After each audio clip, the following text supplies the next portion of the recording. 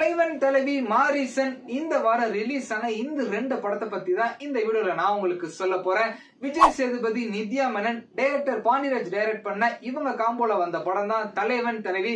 இந்த படத்தோட ஸ்டோரி என்ன அப்படின்னு கேட்டீங்கன்னா, ஏதோ புதுசா ஒரு கதையை எடுத்திருக்காங்களா அப்படின்னு கேட்டீங்கன்னா அப்படிலாம் கிடையாதுங்க. காலங்காலமா தமிழ் சினிமால எடுக்கப்பட்ட ஒரு கதையை தான் ரொம்ப ஃப்ரெஷ்ஷா சொல்லியிருக்கார் டைரக்டர் பாண்டிராஜ். எல்லா குடும்பத்திலயும் நடக்கிற சண்டை தாங்க, ஹஸ்பண்ட் ஒய்ஃப் இவங்களுக்குள்ள நடக்கிற ஒரு சண்டை தான் படத்துல ரொம்ப அழகா காமிச்சிருக்காங்க.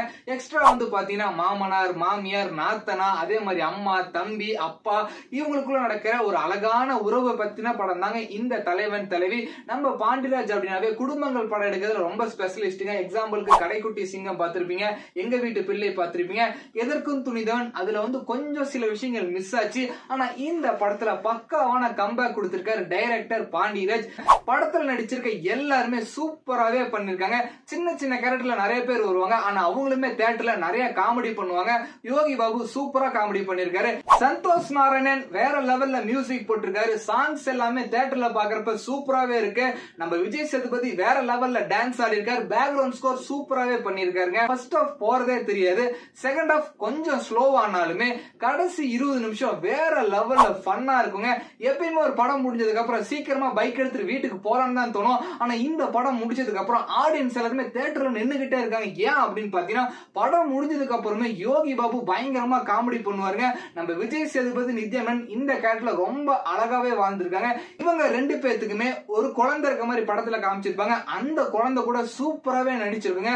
எல்லாருமே கண்டிப்பா தியேட்டர்ல போய் தலைவன் தலைவியை மிஸ் பண்ணாம பார்க்கலாம். ஃபகத் ஃபாசில், வடிவேல் இவங்க காம்போல வந்திருக்க படம் தான் மாரிசன். இந்த படத்தோட கதை என்ன அப்படின்னு கேட்டீங்கன்னா, படத்தை ஓபன் பண்ணோடனே நம்ம ஃபகத் ஃபாசில் ஒரு வீட்டுல திருடனா போறாரு.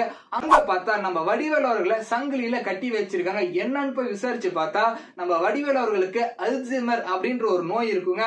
அந்த நோய் என்ன அப்படின்னு பாத்தீங்கன்னா, சில விஷயங்களை அவர் மறந்துடுவாரு. வீட்டை விட்டு வெளியே போனா திரும்ப வீட்டுக்கு வர தெரியாது.